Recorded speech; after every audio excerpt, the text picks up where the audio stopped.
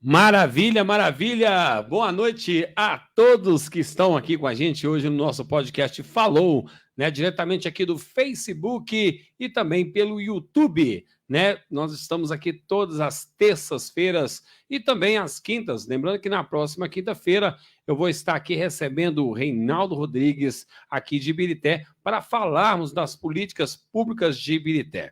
Hoje, um tema de uma certa forma polêmico e só fala quem tem coragem, quem tem propriedade, né? Estou aqui com um grande parceiro, Guilherme Campos. Tive o prazer de conhecer o Guilherme, né? É uma oportunidade aí. E hoje vai estar falando com a gente um pouco mais, né, sobre esse ativismo, né? Tem uma turma realmente robusta aí que defende a legalização aí da cannabis, né? A famosa conhecida como maconha. Então, nós vamos ter um pouco mais de entendimento, porque às vezes as pessoas criticam, falam e muitas vezes não entendem como é que funciona. E desde já, eu quero dar aqui boas-vindas a ele, né? Que é grande Guilherme. Ô, Guilherme, eu quero te dar boa noite e muito obrigado pela sua presença. Muito obrigado, Alan. Queria saudar as telespectadoras, os telespectadores, com boa noite. É um prazer sempre estar aqui, né? Podendo trocar ideias sobre esse assunto que, sim, é polêmico, mas que precisa ser melhor abordado para a gente chegar a um entendimento comum. Pois é, quando você fala de essa questão de ser melhor, né? Ser melhor entendido, né, o Guilherme? Primeiramente, assim, as pessoas muitas vezes têm. Vamos começar com a questão do preconceito, né? Como qualquer outro tipo de ativismo ou luta, primeira questão é saber enfrentar as pessoas que são contrárias. O que você tem a dizer sobre, primeiramente, falar um pouco, né, de você e esse movimento que você exerce? Antes de nós entrarmos na pauta geral, quem que é o Guilherme Campos e qual que é essa ação ativista que você até então defende? Fala com nós aí. Então, eu sou o Guilherme Campos, né? Graduando em Ciência do Estado na Universidade Federal de Minas Gerais. Também sou advogado popular. Atualmente estou licenciado da advocacia por estar desempenhando uma função na assessoria do Tribunal de Justiça e em um gabinete criminal.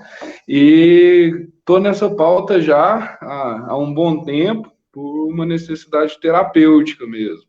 Fui diagnosticado há um tempo atrás com uma doença que é uma doença comum, inclusive nas pessoas, que é a ansiedade generalizada. Fiz o tratamento convencional por muitos anos, não tive muitos efeitos, e a partir daí comecei a fazer o tratamento não convencional com tanto a flor, né, quanto o óleo de maconha. E a partir disso passei a cultivar. Hoje em dia eu cultivo aqui em casa, com uma autorização legal, que é um habeas corpus, né, que me resguarda e me dá essa possibilidade de poder plantar para produzir o meu próprio remédio.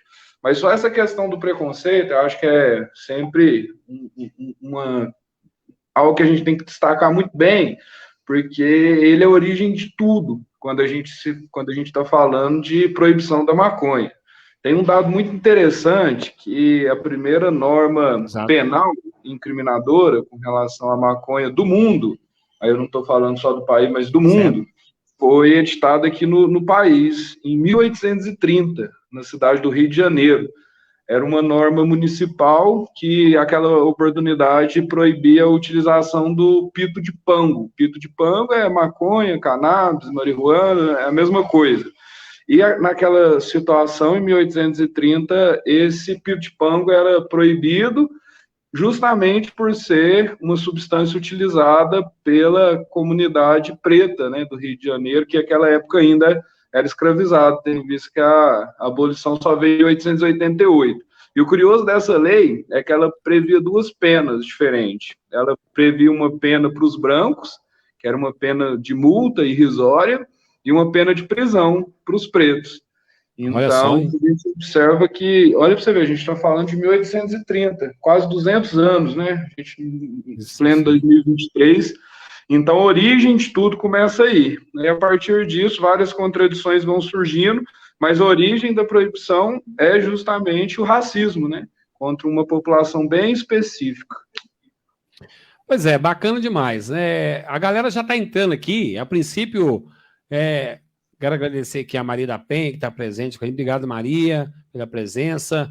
O Fábio, o grande Fábio, falou que ia entrar e já entrou aqui já dando a polêmica. Ele diz que a maioria dos que defende a marcha da maconha, o Guilherme, e a legalização das drogas são os filhinhos de papai que não conhecem a realidade da periferia. O que você fala para o Fábio sobre isso? Então, Fábio, é uma questão interessante que, de alguma maneira, você faz essa provocação, mas eu te convido, inclusive, para, de repente, em alguma oportunidade, participar da Marcha da Maconha de maneira efetiva. Porque a grande parte das pessoas que efetivamente estão na manifestação são pobres da periferia. Na última marcha, a gente levou mais de 60 mil pessoas às ruas, e pelo menos 80% dessas pessoas eram de comunidades. No meu caso específico mesmo, apesar de não ser de nenhuma comunidade, mas morar no subúrbio de Belo Horizonte, moro no Horto, eu venho de uma cidade muito pobre do interior de Minas Gerais, que provavelmente você nem deve conhecer, que chama Quartel-Geral. Vivemos realidades lá bem distintas, assim. Então, talvez seja uma falta de compreensão, por isso que gostaria de convidá-lo para poder chegar perto e observar na prática, né, se é isso mesmo.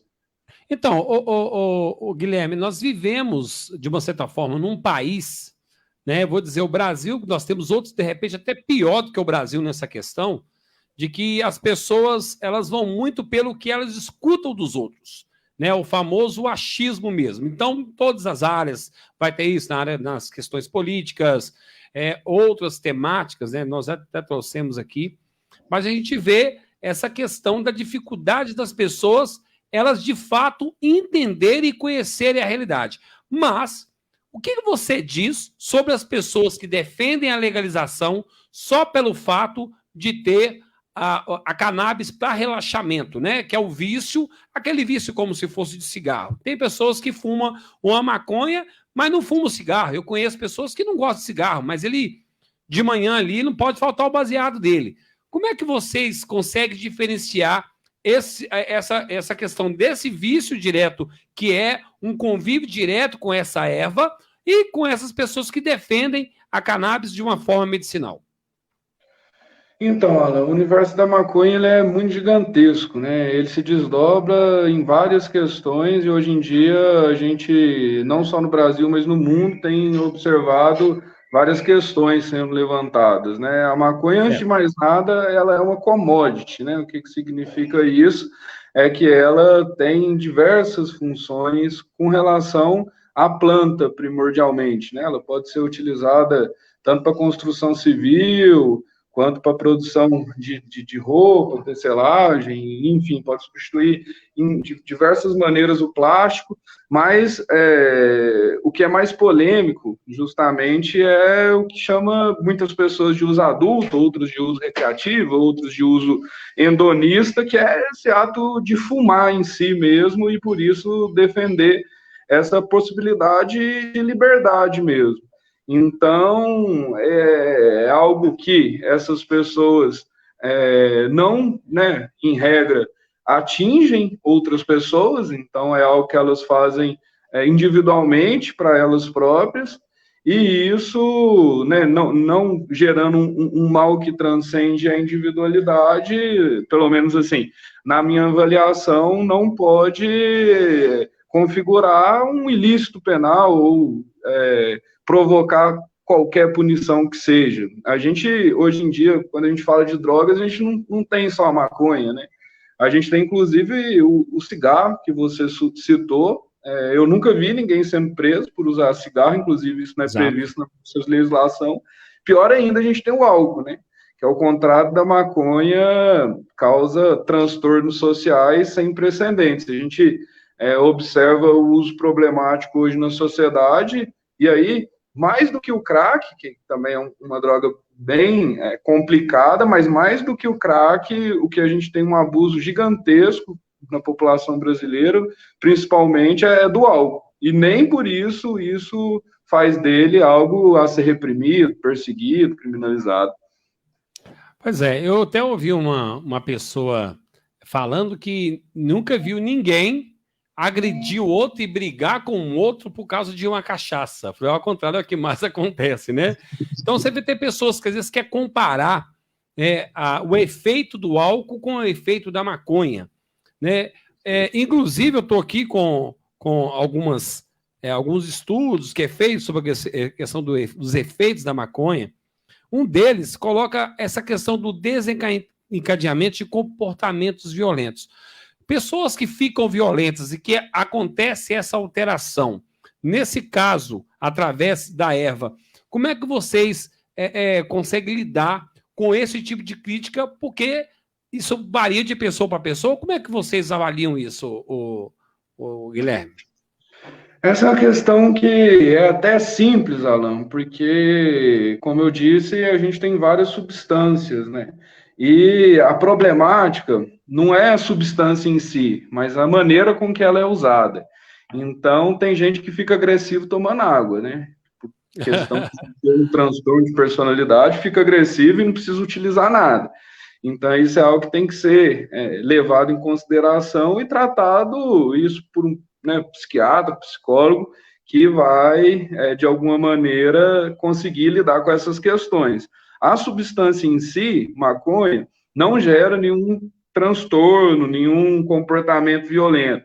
Existe um médico, que é muito famoso, chama Rodrigues Doria, e ele, na época, era considerado uma grande referência da ciência, e ele, na sua produção acadêmica ali, ele foi deputado e foi um dos principais responsáveis pela criminalização e perseguição da maconha. Ele trazia várias e várias e várias questões, inclusive essa questão da maconha, provocar comportamentos violentos, etc., e tal, mas quando a gente observa na realidade, a gente vê o contrário, assim, a gente vê, principalmente quando a gente fala de maconha medicinal, ela ser tratada, inclusive para transtornos de ansiedade, que torna a pessoa um pouco mais nervosa, depressão, e isso hoje em dia a gente tem milhares e milhares de pessoas que utilizam e fazem, né, disso um tratamento terapêutico mesmo. Pois é, a questão principal que primeira coisa que acontece, assim que eu comecei a fazer a divulgação, aconteceu fato semelhante em outras ocasiões que nós falamos aqui do tema, né? Inclusive, comecei aqui a abordar esse tema de uma certa forma mais aberta, né? Primeiro, para ter coragem, algumas pessoas perguntaram para mim assim, nossa, Alan, você vai falar desse tema?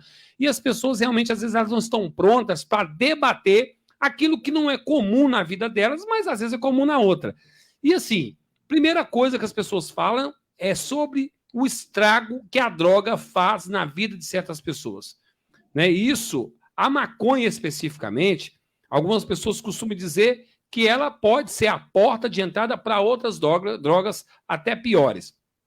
Assim como o próprio álcool. Né? Algumas pessoas falam, a pessoa começou com álcool, daqui a pouco ela pode estar usando outro tipo de substância.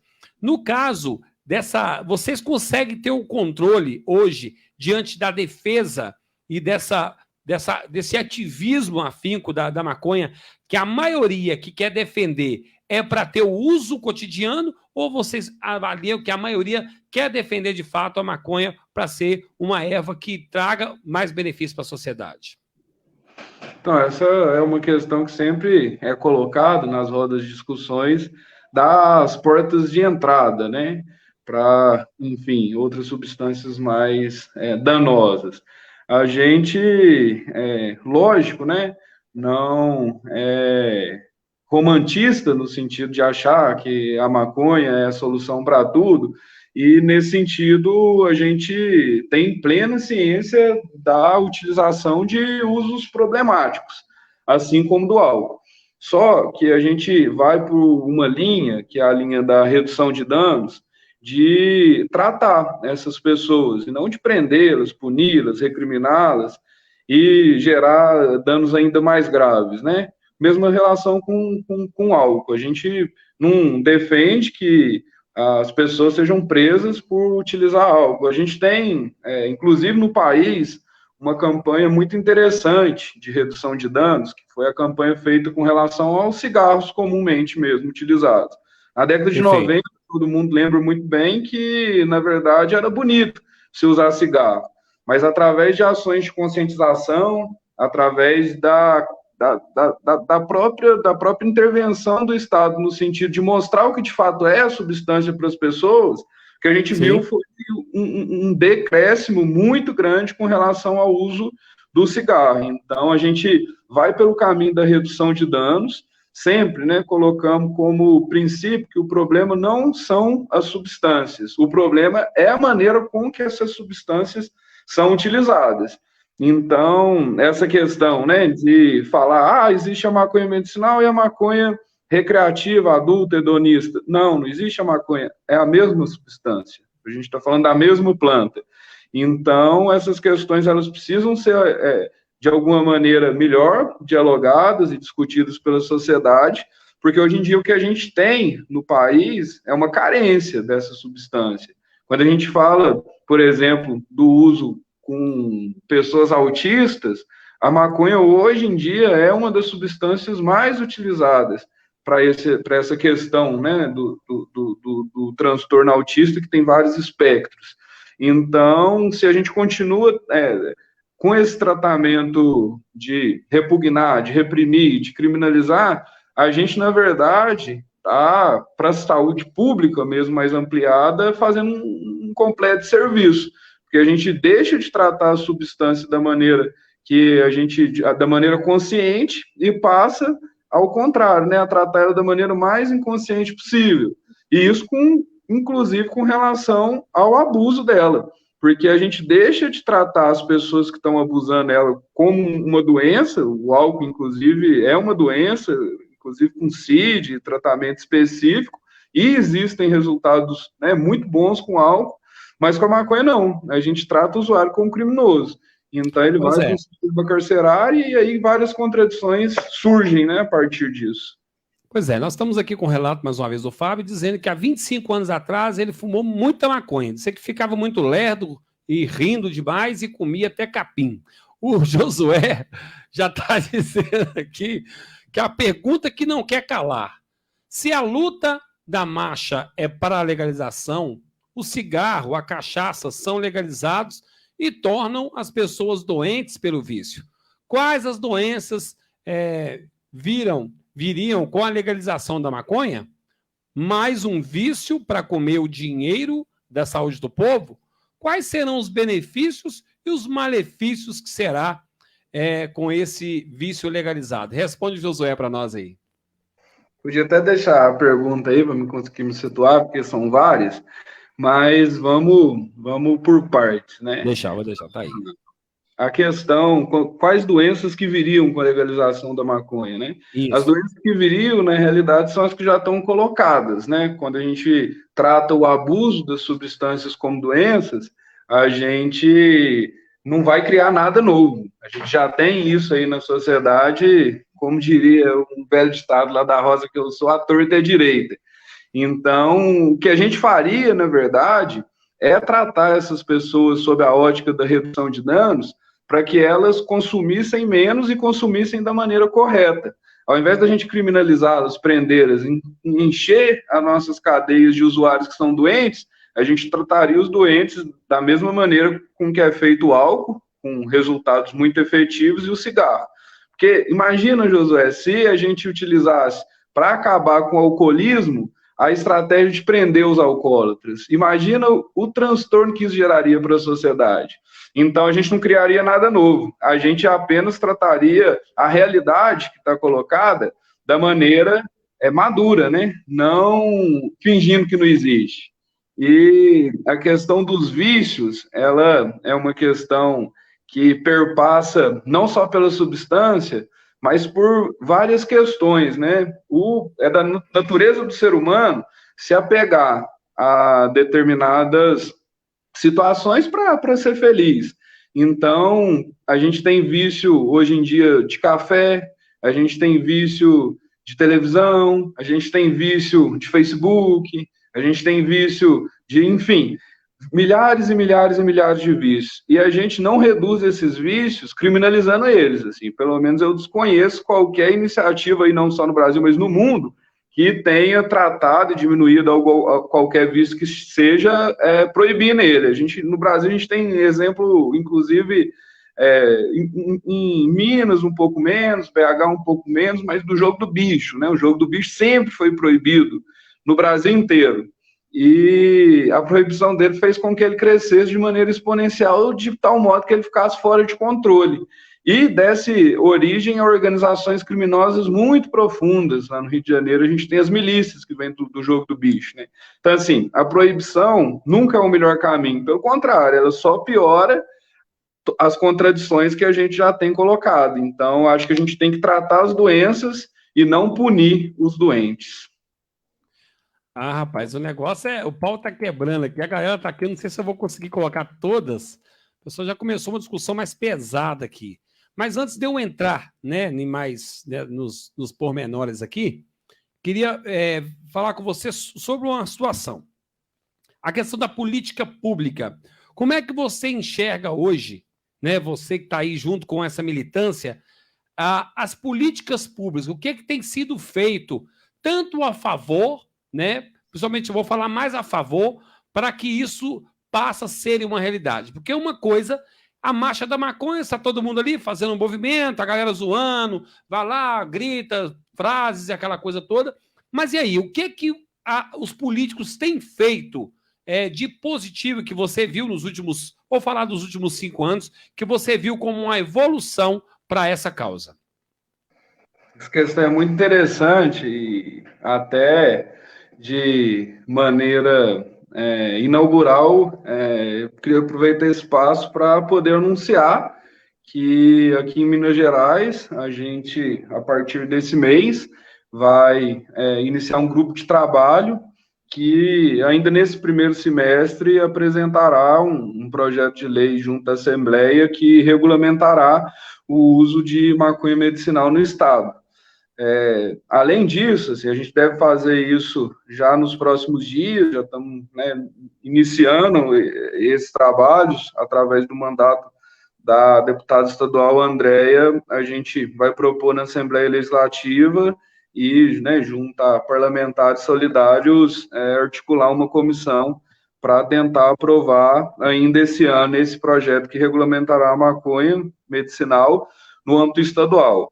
Em paralelo a isso, a gente já tem algumas iniciativas aprovadas em estados do Brasil.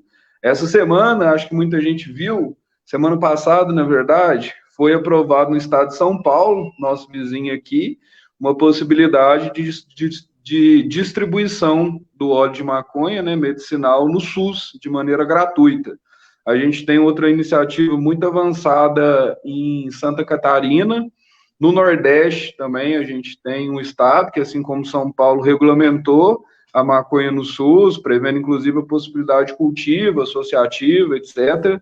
Em âmbito nacional, a gente tem a PL 399, a famosa PL 399, que foi aprovada ano passado na Câmara dos Deputados e provavelmente esse ano deve ir para o Senado Federal. Sendo aprovada no Senado Federal, ela vai ser sancionada pelo governo, que a gente já tem uma interlocução muito forte com relação a isso. Inclusive, o Paulo Teixeira, hoje ministro do Desenvolvimento Agrário, foi o presidente dessa comissão lá na Câmara dos Deputados e é um grande entusiasta da causa e pretende, né, utilizar dessa possibilidade, inclusive para reparação histórica, para o desenvolvimento agrário do país. A gente tem também no Supremo Tribunal Federal um recurso, que é um recurso extraordinário com repercussão geral, que está em fase de votação. A gente tem 3 votos no Supremo Tribunal Federal desse recurso.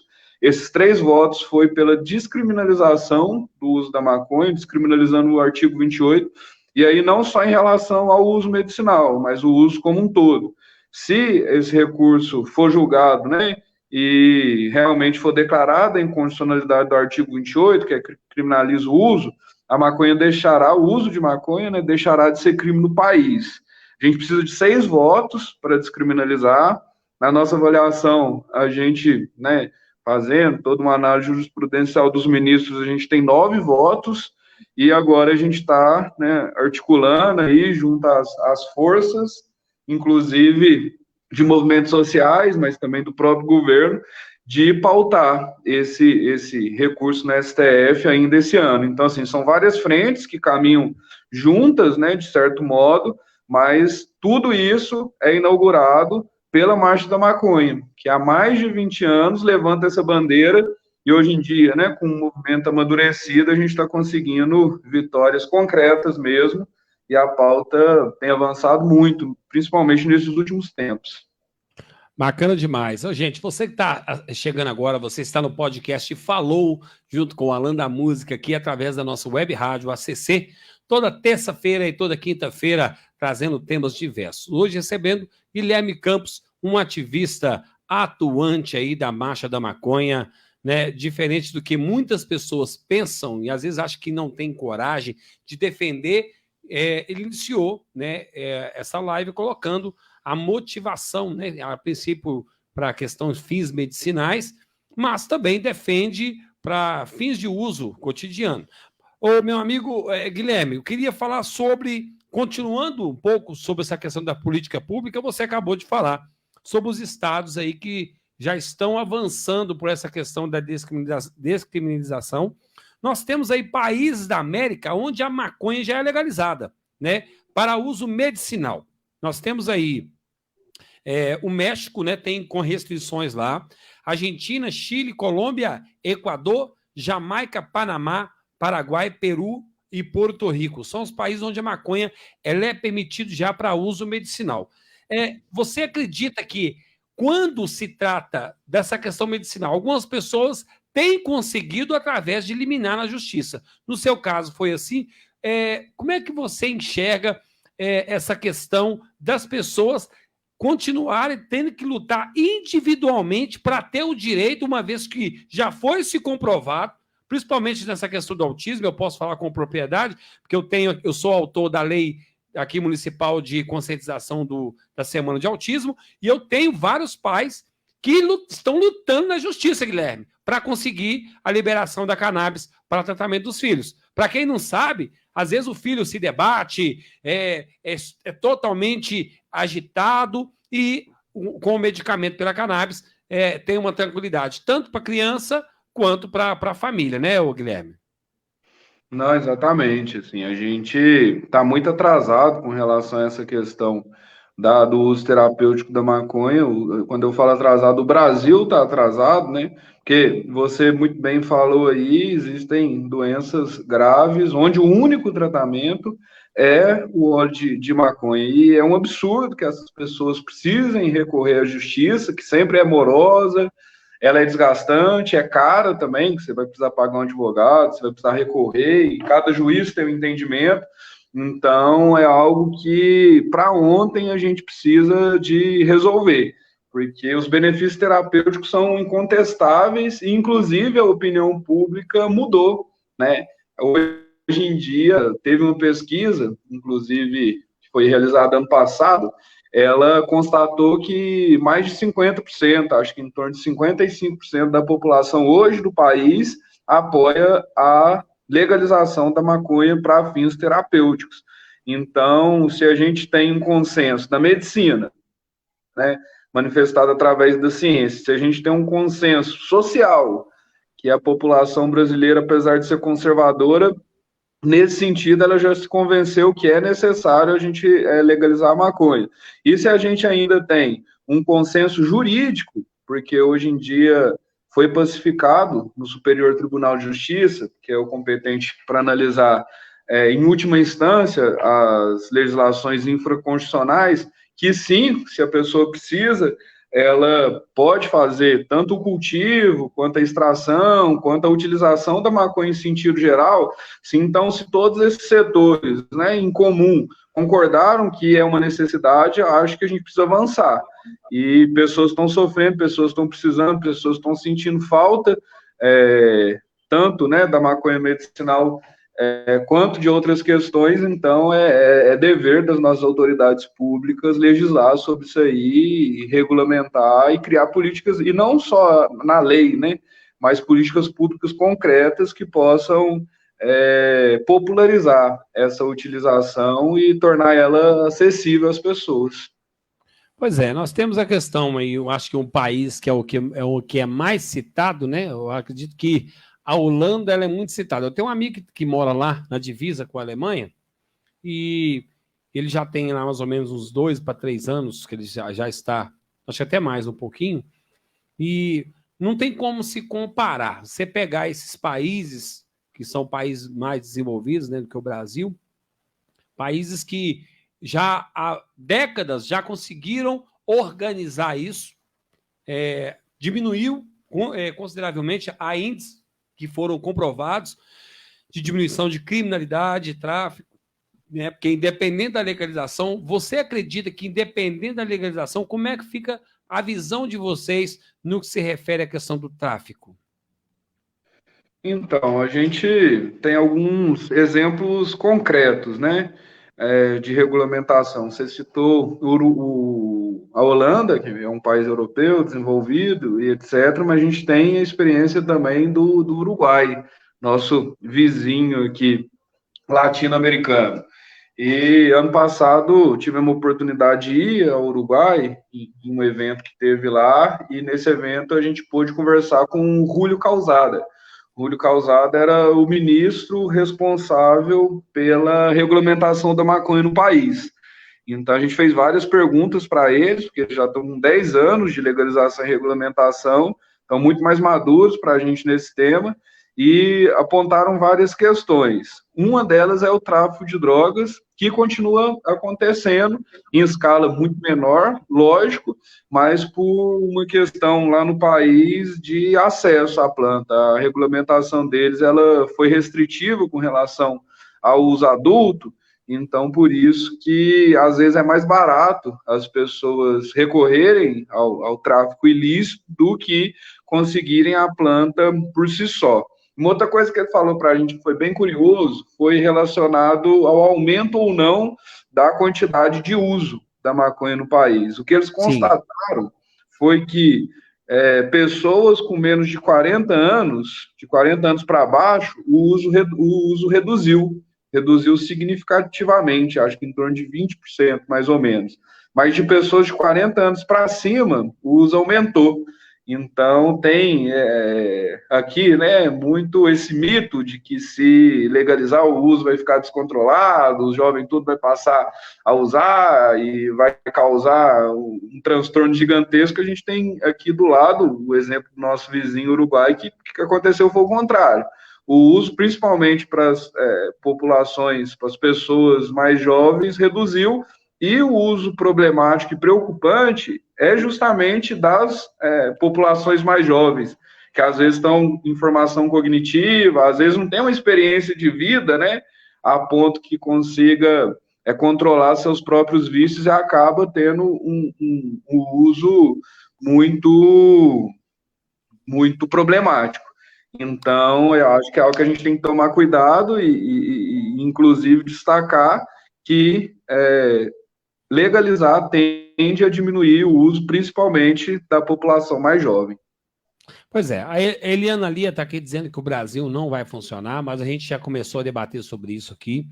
O Josué, mais uma vez, ele coloca: toda planta ela é benéfica, mas depende de como se usa, porque o vício nunca é benéfico. Eu concordo com o Josué.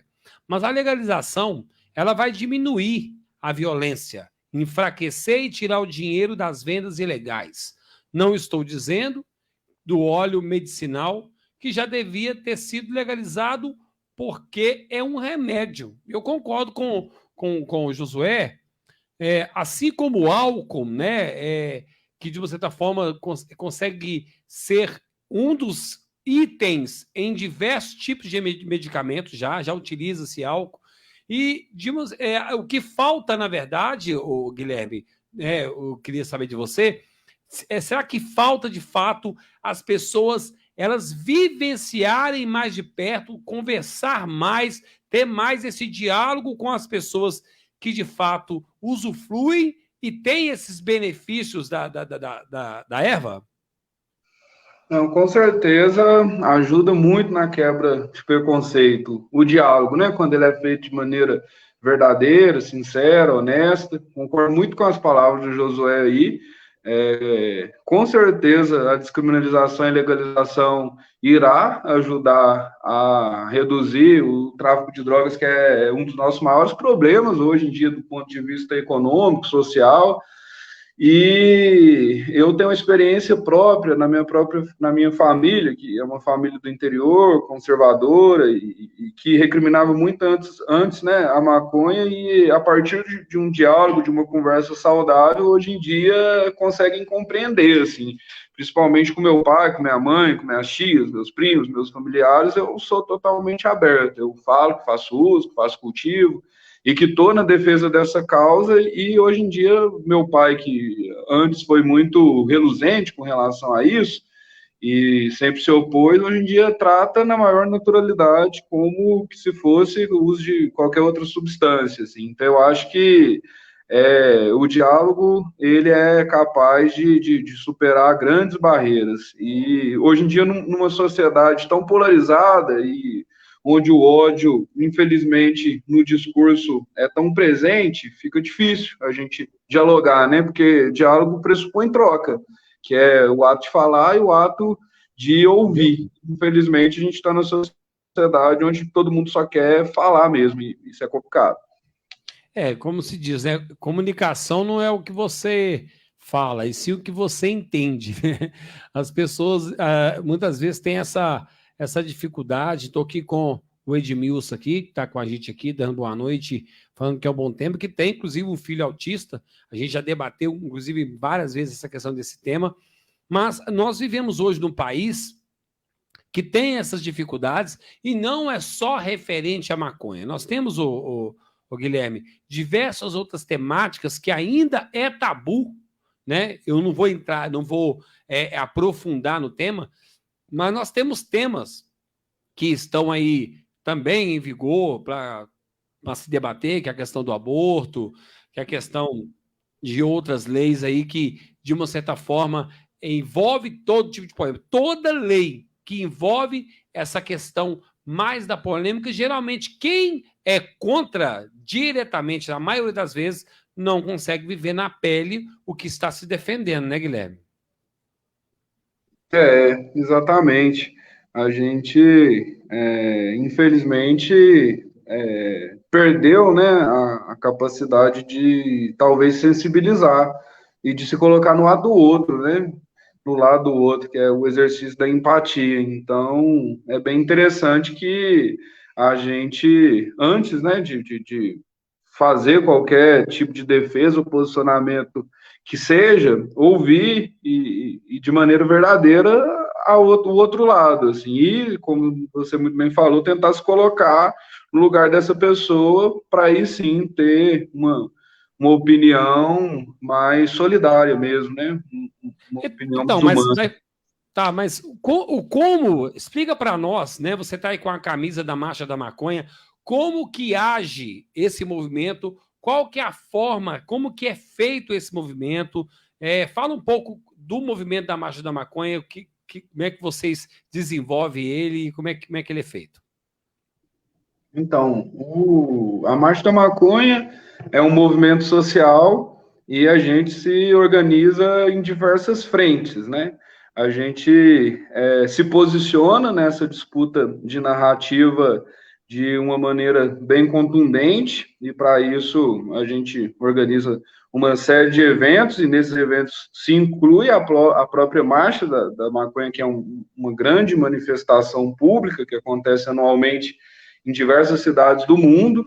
Além disso, a gente, enquanto movimento social, organiza ações voltadas à solidariedade. Então, a gente tem um evento que chama Maconheiro Sangue Bom, que ele se destina à arrecadação e doação, e aí das mais variadas questões, seja de alimentos, seja de brinquedos, seja de roupa, Então, a gente tem, né, essa noção que a gente precisa fazer um trabalho social e estar presente principalmente nos lugares que mais sofrem com a proibição, que são as comunidades periféricas. Então, a gente sempre se atenta a buscar fazer atividades nesses locais. Além disso, a gente articula, por ser um movimento social, politicamente. Então, a gente atua nas mais variadas frentes e esferas do poder público para poder incidir as nossas pautas, né? Como estava falando com você, em vários estados aí, a gente conseguiu avanços, em todos eles a marcha da maconha estava mais que presente.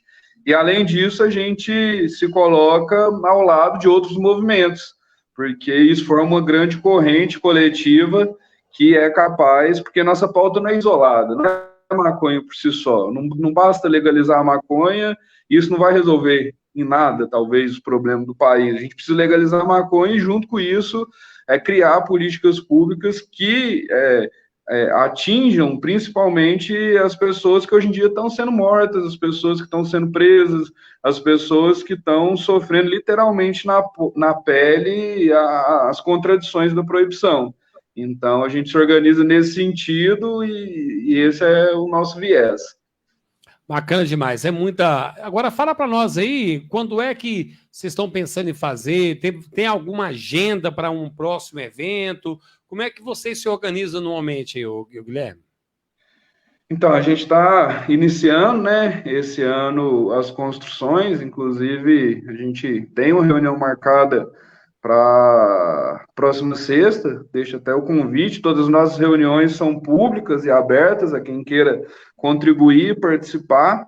Nesse início de ano a gente quer ter alguma inserção no carnaval, né, por ser um carnaval de proporções gigantescas aqui em Belo Horizonte, se espera 5 milhões de pessoas, então a gente quer colocar o nosso movimento no carnaval não, né, mas a gente quer colocar o nosso bloco na rua, e a gente também está organizando ações para maio, junto com o pessoal da luta antimanicomial, que a gente, paralelamente, tem várias questões conjuntas, então, em maio, a gente deve estar junto com o pessoal da luta antimanicomial, com a luta também, provavelmente, do 8 de março, né, com as mulheres, então a gente, de alguma forma, vai, né, estar presente nesse movimento também. E a Marcha da Maconha, a princípio, em agosto. A gente ainda não definiu a data, mas até lá a gente tem muita coisa para organizar, e isso inclui eventos preparatórios para a grande manifestação, mas o calendário é mais ou menos esse. Pois é, então tem bastante... E no caso, para poder seguir as páginas de vocês, como é que faz aí? Tem alguma página oficial da Marcha da Maconha? Porque a gente está aqui, ó, antes de você falar, eu estou aqui com a Ingrid, que ela fala o seguinte: o Brasil é criminalizado o uso da maconha, principalmente por racismo. Nunca foi por saúde e segurança. Na mesma época que se iniciou a proibição, vem para o racismo os interesses de grandes monopólios. Nunca foi por saúde e segurança. Nossa relação é milenar.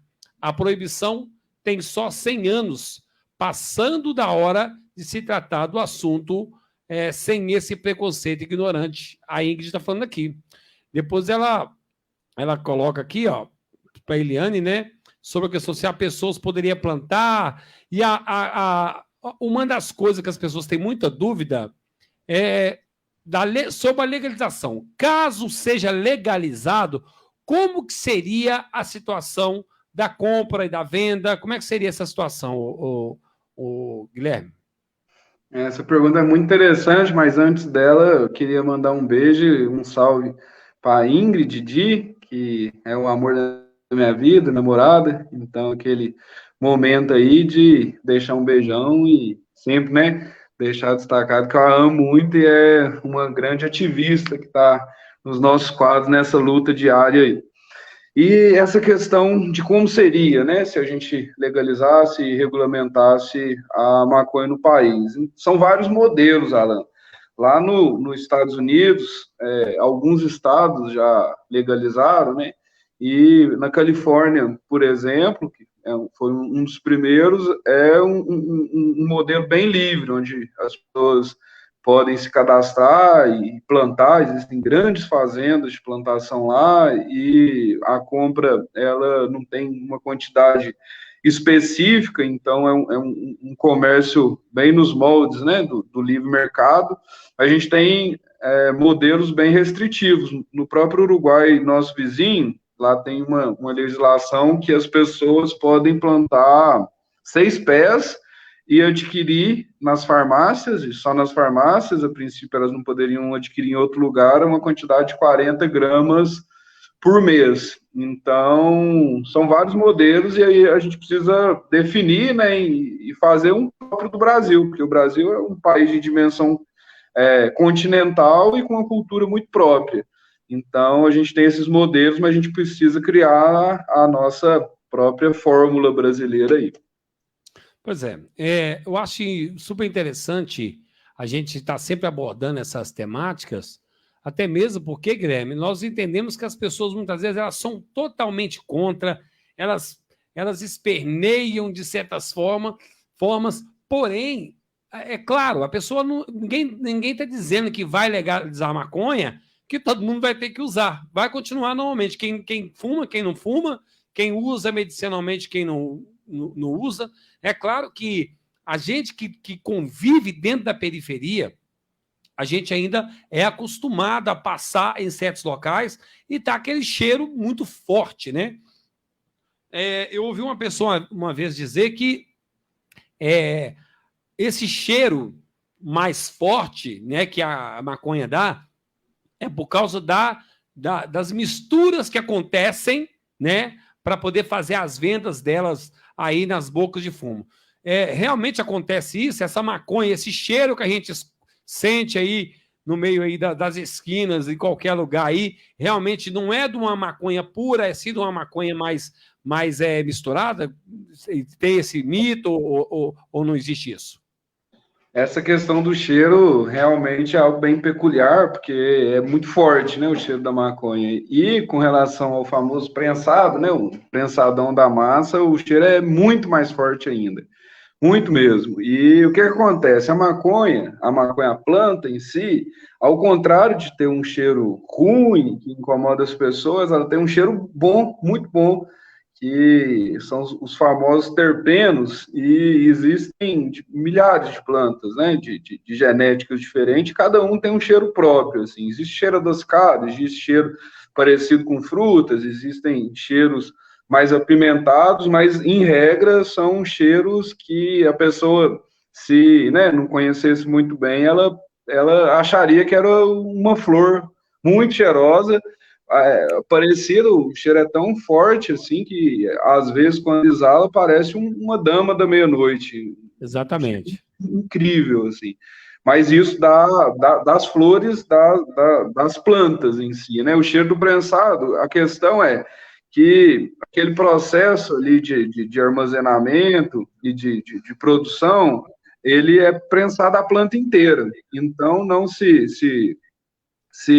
fuma e se utiliza, muitas das vezes, só a flor, que é o que deveria ser utilizado, que é onde se concentra a grande quantidade dos canabinoides e dos terpenos, mas também das folhas. Então, existe todo um processo de decomposição do prensado que acaba fazendo aquele cheiro forte. Seria a mesma coisa que você prensasse qualquer outra planta que seja e deixasse ali ela ter seu processo natural de decomposição. Quando você queimasse, ela teria, consequentemente, um mau cheiro. Mas, nesse caso, existe essa questão desse mito que, de fato, há uma certa mistura, né, na substância para poder ser distribuída aí para as bocas de fumo? Como é que é? Você acredita que existe essa questão, como acontece em outras substâncias também, ou realmente o cheiro é esse mesmo? Eu acredito que é essa que é a pergunta. Então, via de regra, não há mistura de outras substâncias no prensado, não. O cheiro, que de alguma maneira pode ser considerado mau, se dá por causa, principalmente, da prensagem das folhas, e não só das flores. Então, e também pelo processo de decomposição natural da planta. Se a gente vivesse um mundo ideal onde a maconha fosse legalizada, com certeza os cheiros seriam muito melhores, porque não seria prensado as folhas, os galhos, tudo junto, não. Mas é um mito que a maioria dos prensados tem alguma outra coisa misturada. Pode ser que tenha, mas é exceção. A grande maioria é a planta prensada mesmo e é isso aí. Pois é, então tá bom. Aqui a Eliana Lia continua insistindo. Quem tem parente que usa sabe a tristeza que é, as mãos sofrendo. A Ingrid reforça que sofrem porque é proibido. Duvido que sofrem por uso de álcool. A Maria da Penha está dizendo: quando sinto cheiro de maconha, só falta vomitar. A Ingrid vem aqui e coloca: se fosse legalizado, as políticas públicas regulassem, a qualidade seria melhor e o acesso seria apenas para maiores de idade. Como está hoje, ninguém deixa de usar. Usa a péssima qualidade e só os negros e pobres são, de fato, prejudicados com esse problema. Aqui vem essa situação, antes de entrar, eu estava lendo uma situação que lá na Holanda, o Guilherme, nas cafeterias já consegue se vender até 5 gramas, só que em contrapartida não pode vender álcool, né? Existe, o que é uma política pública? Eles conseguiram fazer uma liberação, você pode comprar até 5 gramas regulamentado, tem que ter os comércios que estão ali, de uma certa forma, regulamentados para vender a erva, mas o local que vende a maconha não pode vender o álcool. Isso aí procede? Isso é uma legislação própria deles lá, que inclusive é muito pertinente e interessante. Assim, a maioria das vezes que a gente vê algum uso abusivo de maconha, muito provavelmente está atrelado ao uso não só de maconha, mas de maconha e outras substâncias. Então, Certo. isso aí, a Holanda ela legaliza a maconha ainda na década de 80. É Então, desde 1986, acho que é 86 ou 89, tem que observar aqui. exatamente. Então, eles já têm, né, toda uma vivência lá muito grande, e justamente por isso eles devem, né, proibir o uso de maconha no mesmo lugar, vender algo que realmente pode causar efeitos complicados. Pois é, a galera que está aqui comentando, eu acho que eu deixei passar em branco aqui o comentário aqui do Edmilson, falando que é um muito bom tema, já tinha lido isso aqui já. Deixa eu ver se eu tenho aqui mais um outro pedaço aqui. Tá. Pois é, algumas pessoas ainda colocando. A Eliana Lia dizendo que estamos no fim. A questão hoje, vou pegar aqui essa fala da Eliana Lia, porque ela foi muito pertinente também nessas últimas políticas públicas que aconteceu no nosso país. Se tornou-se peculiar dividir e separar a sociedade, como se fosse assim, o lado bom era o lado da direita, e o lado ruim, obscuro, da sem-vergonhice, da podridão, estava na esquerda. Vamos entrar um pouco aqui, você que é um cara defensor de uma linha culta, educativa, que as pessoas de fato entendam de que se trata, né? O que você pensa, o que deve ser feito de fato na sociedade de hoje para que os conteúdos cheguem nas pessoas da forma de fato que ele é, e não distorcido? Porque hoje todo e qualquer tema, se você mandar para 10 pessoas, você vai ter 10 pessoas falando do tema de uma forma diferente. E eu tenho certeza que um dos grandes problemas que vocês enfrentam com a Marcha da Maconha, e olha que eu estou falando aqui, gente, não é que eu defendo a Marcha da Maconha, porque eu sou a favor da maconha, que eu tenho a minha opinião. Se eu fosse falar que eu sou contra, eu estaria mentindo. Se eu falar que eu sou totalmente a favor, eu estaria mentindo. Então, eu sou, nesse momento, a favor de que se tenha, de uma certa forma, políticas públicas. Qual que é a diferença disso? Que haja debate. E que, se for para legalizar, que legalize de uma forma que seja benéfica para a sociedade, e não para preencher egos de movimentos. Nesse caso, Guilherme, eu gostaria que você falasse um pouco como que está essa sociedade. Hoje está cada dia mais complicado você tentar conscientizar, enquanto vem outros por trás tentando desconstruir. Pois é, Alan, essa é uma das grandes dificuldades dos tempos modernos, né? A gente vive na famosa sociedade da informação, onde que a desinformação impera. A gente, nas redes sociais, tem um grande problema, que é o problema dos algoritmos, né? Onde, muitas das vezes, você só consome aquilo que você se identifica. Então, você não é colocado, nunca exposto ao contraditório, que o contraditório é exatamente o que te faz refletir. Então, a gente vive quase que sempre dentro de bolhas, e a gente não consegue superar essas bolhas porque o conteúdo que vem com a gente, vem para a gente, está vinculado àquilo que a gente pensa que talvez seria a verdade. Então, a gente vive em tempos de pós-verdade, onde questões, às vezes, antes pacificadas entre nós humanos, voltaram a serem contestadas. Existe, hoje em dia, por exemplo, quem contesta até o formato do nosso planeta, né? Muita gente fala que a Terra, na verdade, é plana, e acredita piamente nisso, defende isso e só absorve conteúdos que estão relacionados a essa questão. Então, a gente vive uma sociedade onde as pessoas defendem a paz através do tiro, através da armar toda a população e fazer com que, como em tempos primitivos, a gente, cada um, resolva, né, os seus conflitos. Então, com a maconha não é diferente. Muitas das vezes as pessoas que são contra só consomem informações, publicações, conteúdos que reforçam esse argumento de ser contra. E muitas das vezes as pessoas que são a favor, da mesma maneira, não conseguem dialogar e de alguma maneira apresentar um argumento para as outras pessoas, porque só escutam os argumentos que de alguma maneira se identifica.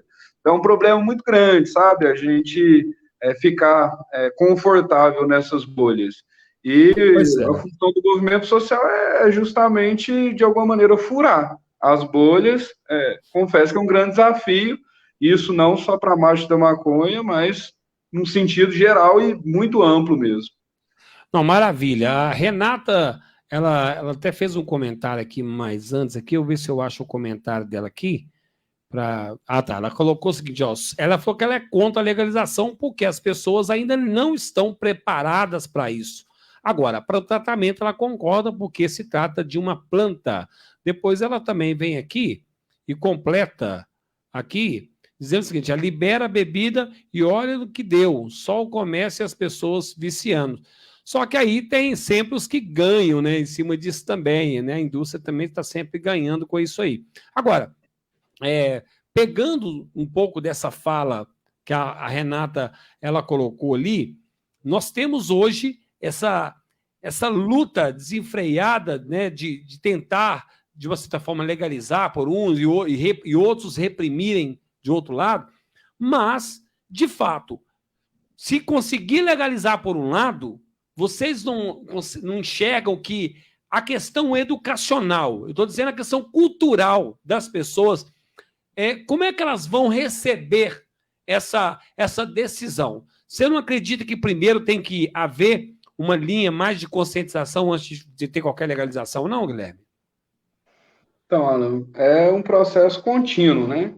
O que, no atual momento, a gente precisa ter como prioridade são as defesas, principalmente da vida e das liberdades, que na nossa Constituição são os principais direitos, né, que são garantidos. Hoje em dia, a gente tem, e aí não é uma, nem duas, nem três, mas milhares de pessoas que são mortas por causa de uma guerra, e essa guerra se fundamenta justamente na suposta guerra ao tráfico. Só que não existe guerra ao tráfico, existe guerra contra pessoas. Então, essas pessoas que são mortas diariamente aí, algo muito grave que a gente precisa, de maneira urgente, falar sobre. Então, legalizar tem a ver com cessar fogo, sabe? Numa guerra, quando a gente está buscando a paz, sempre a primeira ação é o cessar fogo. E não tem como devido a toda a instrumentalização e institucionalização da violência, a gente cessar fogo sem, de alguma maneira, mudar a política pública de segurança relacionada à guerra ao tráfico. Da mesma maneira, o problema do encarceramento em massa é muito grave. Nossa população lida diariamente com isso, com o sistema prisional, e a gente observa um crescimento exponencial. A gente se aproxima de 1 milhão de detentos no país, são mais de 800 mil. Isso aumenta ano a ano. O que significa aumentar de ano a ano? Significa que todos os anos a gente perde essa guerra para o tráfico de drogas. Por quê? Porque o tráfico de drogas, ele recruta seus soldados, ele se estrutura de maneira objetiva nas penitenciárias brasileiras. Não é à toa que o primeiro comando da capital nasce em uma penitenciária brasileira, não é à toa que o Comando Vermelho nasce em uma penitenciária brasileira, os Amigos dos Amigos nascem numa penitenciária brasileira, o terceiro comando da capital nasce, enfim, todas a origem das organizações criminosas elaboradas se dão nas penitenciárias brasileiras, que são verdadeiras universidades do crime. É o que a gente observa de maneira prática no nosso dia a dia, lidando com isso, né? Sempre. Então, assim, a gente precisa, em primeiro momento, o que é mais urgente e necessário, cessar fogo, parar de tirar vidas em razão disso, e, em um segundo momento, desestruturar o crime organizado. E a gente vai desestruturar o crime organizado tirando seus agentes. Porque se a gente continua mandando soldados para serem recrutados por ele, a gente vai continuar, ano após ano, perdendo essa guerra.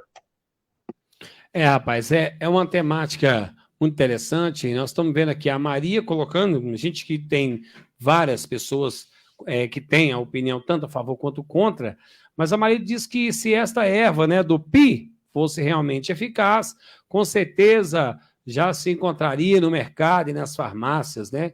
Se fosse para ser legalizado, já seria mais de 200 anos. Como você falou sobre anteriormente, eu continuo batendo a mesma tecla de que não a maconha. Aí a Maria, ela falou uma situação aqui que me fez lembrar uma coisa, né? Desde a infância, a gente tinha aquela mãozinha com uma tarjeta dizendo diga não às drogas. E hoje nós entendemos, Guilherme, que é uma verdadeira hipocrisia essa fala, porque quando fala não às drogas, quantos outros tipos de drogas as pessoas utilizam? Não é? O amitriptilina, o diazepam, né? Aquele remédio para dormir pesado lá, como é que é o nome dele? Que o pessoal usa muito. Esqueci até o nome dele aqui agora. Até deu no Fantástico dele lá. Então, nós temos inúmeros remédios, tanto para dormir, tanto para comer, para emagrecer. Nós temos inúmeras drogas que se tornou viciante. Eu conheço pessoas, e acredito que estão pessoas nos assistindo aqui, que não deixam de utilizar certos tipos de medicamentos diariamente para ter uma vida melhor. Agora, de fato, quando se fala de maconha, já se associa com cocaína, com heroína, com outros tipos de drogas que até então está no mercado aí da criminalidade. Como é que você enxerga esse ponto de vista das pessoas em relação ao que de fato é droga? Então, antes eu só queria provocar uma reflexão a Maria e convidá-la, por uma questão de curiosidade, a digitar aí no Google óleo de maconha medicinal. Porque, na verdade, Maria, esses óleos já estão colocados nas prateleiras das farmácias brasileiras. A gente tem grandes indústrias que produzem esse óleo. A gente tem a Prate Dona Dulce, que é uma das maiores indústrias farmacêuticas do país. A gente tem a Pangaia, que é uma das maiores indústrias farmacêuticas do mundo. E elas vendem nas farmácias, de maneira legalizada, o óleo de maconha já há um tempo, assim, a Anvisa regulamentou. Só que tem um problema aí, que é a acessibilidade, porque quem tem condição de comprar esses óleos oferecidos por essas empresas, que aí não é uma coisa que vai acontecer, mas que já está acontecendo nas farmácias brasileiras, são pessoas com poder aquisitivo alto.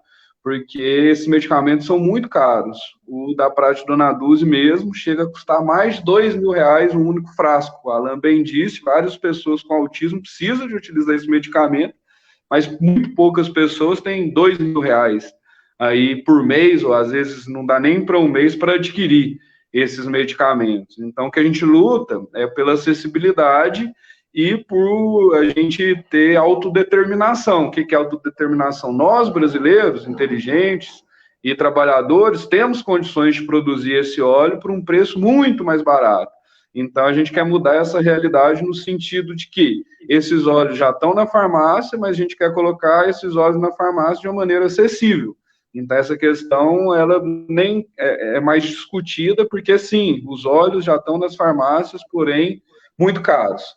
Mas, com relação a essa questão que você colocou, Alan, em relação à maconha, tá, né, intrinsecamente ligada a outras substâncias, e o que seria droga, eu acho que a medicina já, inclusive, né, pacificou isso, né? O que é uma droga? É uma substância que vai causar um efeito no seu organismo, seja qual o efeito que seja esse. Então, o dipirona é uma droga, clozapam é uma droga, Ritalina é uma droga, enfim. A drogaria não tem esse nome à toa, né? As farmácias chamam drogaria porque é um lugar onde vende drogas. Então, assim, volta a bater a tecla. O problema não são as substâncias, o problema é o uso dessas substâncias. Como esse uso é feito, como ele é realizado, qual é a maneira que a gente lida com esses usos. Então, se a gente criminalizasse todas as drogas, a gente morreria, literalmente morreria, porque a gente precisa delas para sobreviver, literalmente, né? Mas é o que eu estou colocando, eu estou dizendo exatamente isso. Existe pessoas que têm uma vida extremamente viciada e dependente de certo tipo de medicamentos, mas não, é porque esse eu posso ir lá e comprar na farmácia. Se a maconha, até então, ela passar a ser dessa forma, assim como é na Holanda e em outros países, que mesmo que seja para poder fazer o uso do fumo, até 5 gramas é permitido para quem esteja regulamentado. Mas a Renata Bastos, ela diz aqui, ó, mas eles foram liberados depois de passarem por um processo para medicação não sendo usado direto e misturado para entorpecente. É lógico que a maconha já está mais do que comprovada diante de inúmeras experiências aí, né, até então, de laboratórios que têm, de fato, efeito positivo para certas doenças, né, Guilherme? Isso aí já tem demais, né, para falar a verdade. Isso aí foi, inclusive, garantido pela agência, né, de regulação sanitária do país, que é a Anvisa. A Ingrid colocou até aí nos comentários dela aí que hoje em dia são mais de 20 medicamentos à base de maconha que são distribuídos nas farmácias do país. Então, a gente está falando de uma coisa que não é nenhum futuro, não, é realidade. Hoje em dia, no Brasil, se vende maconha de maneira regulamentada e legalizada nas farmácias. A verdade é essa aí que está colocada.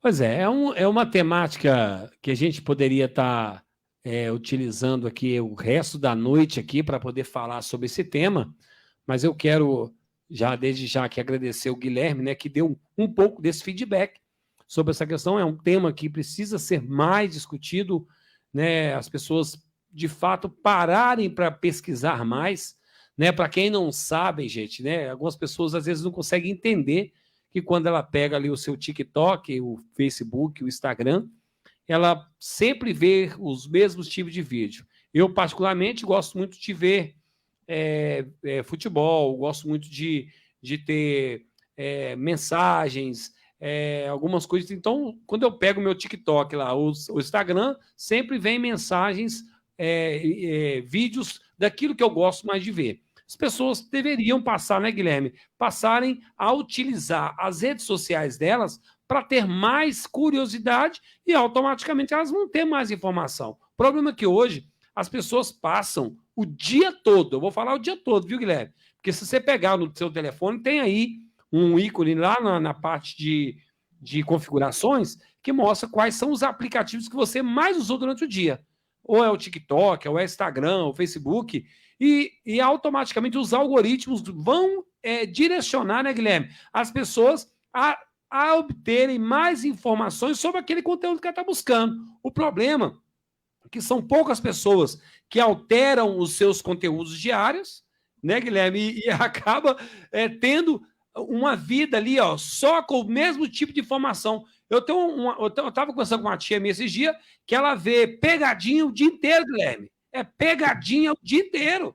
Então, se ela começar a ver pegadinha, o Instagram vai dar pegadinha para todo dia, né? E, assim, as pessoas hoje têm na palma da mão todo o conhecimento, mas não. A maioria preferem ter uma visão preconceituosa para todo tipo de tema, mas não quer buscar conhecimento. E aí? Não, exatamente. Assim, a gente tem, né? Inclusive, Sócrates falava isso há muito tempo, um velho ditado, que a única coisa que a gente sabe é que nada a gente sabe, na verdade, só sei que nada sei, né? Então, é muito importante que a gente tenha curiosidade e que a curiosidade, ela também seja capaz de contestar aquilo que Concordo. é colocado para a gente nas nossas timelines, né? Nem tudo que aparece na nossa timeline é verdade. Então, não só nas redes sociais, é interessante que a gente também possa consumir outros tipos, né, de informações, Conteúdos, né? quaisquer que sejam mesmo. Não só Facebook, Instagram, mas, enfim, hoje em dia a gente tem muitos meios de comunicação aí que podem nos ajudar a atiçar essa curiosidade e, né, adquirir conhecimento. Pois é, a Eliana ali está dizendo que o melhor aplicativo é viver na pele. Não, eu concordo também, Eliana, mas quando a gente está dizendo isso é porque hoje as pessoas passam a maior parte do tempo com o celular na mão, né? As pessoas, qualquer lugar que elas vão, o celular hoje está na mão. Daqui a pouco você não está andando nem com carteira mais. Eu mesmo baixei minha carteira de motorista digital agora, eu quase que não estou andando com carteira mais na mão, porque se precisar de documento já está na palma da mão e assim por diante. Mas eu queria, Guilherme, que você desse aí as suas considerações finais. Nossa live aqui já está quase 1h30 já, a gente nem sente, né? E muito obrigado aí. Nós podemos aprofundar cada vez mais, mas antes de você falar, entrou aqui um camarada bacana demais, o Rodrigo Venades, dizendo que ele é favorável à legalização e tributação da cannabis. Ele diz que não usa, mas ele respeita o direito de quem deseja usar. Fala pro Bernardes aí para nós aí. Então, antes de mais nada, eu queria agradecer o espaço, agradecer o Alan, agradecer as pessoas que colocaram, né, pontos e comentaram, fizeram provocações. Eu acho que isso é muito importante da gente conseguir fazer uma troca sincera. Eu não sei tudo, longe disso, então a gente está em constante aprendizado e cada informação, cada comentário, sem sombra de dúvidas, nos faz refletir. Então, queria agradecer as pessoas que assistiram e que contribuíram aí com suas palavras. Sem sombra de dúvidas, todas são muito importantes. E com relação a esse último comentário do Rodrigo, é isso, assim, a gente está perdendo uma possibilidade muito grande de fazer política pública em setores muito importantes da nossa sociedade de hoje em dia, né? Como, por exemplo, na educação, como, por exemplo, na saúde, como, por exemplo, na segurança pública, e a gente precisa, de maneira consequente, arrecadar. Então, o dinheiro que o tráfico hoje em dia gira em milhões no nosso país, milhões não, bilhões, quando a gente fala em maconha, a gente Muita poderia coisa. estar utilizando ele de uma maneira consciente, né, para principalmente trazer reparação histórica para quem sofre as consequências tanto do uso abusivo quanto da repressão policial.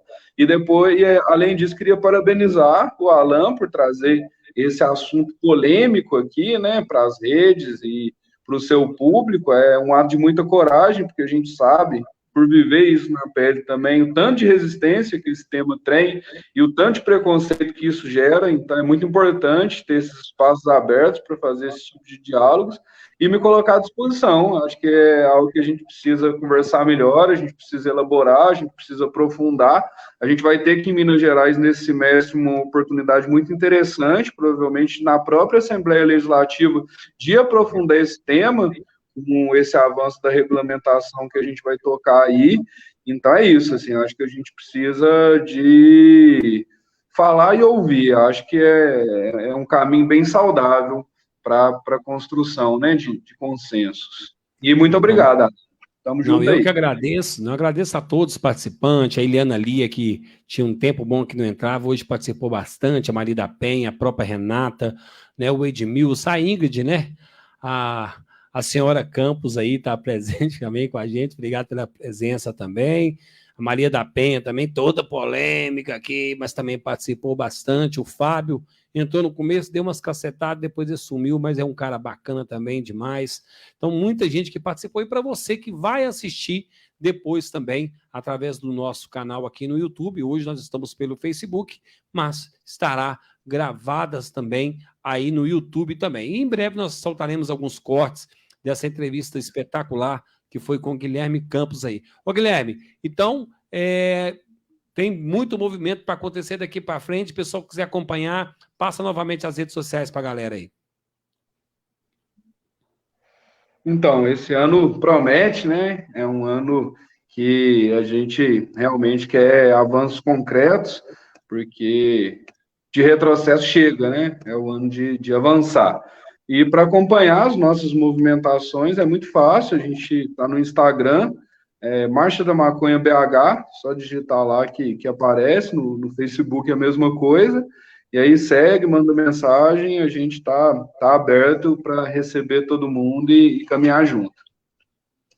Então, bacana, gente. Eu quero agradecer a todos que ficaram com a gente até agora, né, aqui no nosso podcast Falou. Na próxima quinta-feira estarei recebendo aqui o jornalista Reinaldo Rodrigues para falar de políticas públicas de Ibirité. Reinaldo Rodrigues tem feito aí diversas reportagens denunciando aí inúmeros descasos dentro da política pública de Ibirité, e eu fiz o convite para ele estar vindo falar, né, dessas denúncias, como é que ele tem recebido, como é que ele tem lidado aí com todas essas situações. Então, na quinta-feira, a partir das 20 horas, é um pouquinho mais tarde, Guilherme até confundiu, achou que era 7h30, mas acabou dando tudo certo. Mas eu agradeço a todos de coração, Guilherme, e a todos que participaram com a gente ativamente aqui. Obrigado, gente. Fica com Deus aí. Tchau!